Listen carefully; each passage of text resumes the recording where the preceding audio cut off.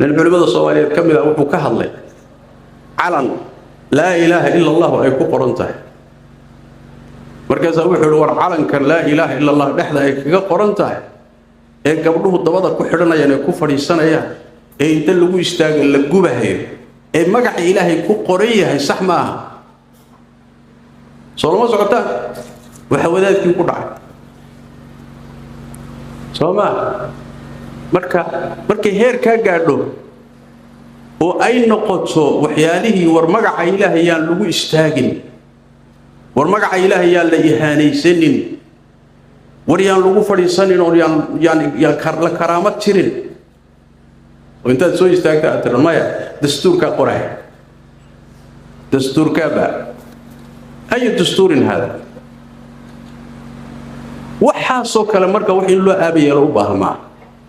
in loo aabayeelo maaha ummadani badbaaday u baahanta goorta lagu sii daayo siyaasi wareersan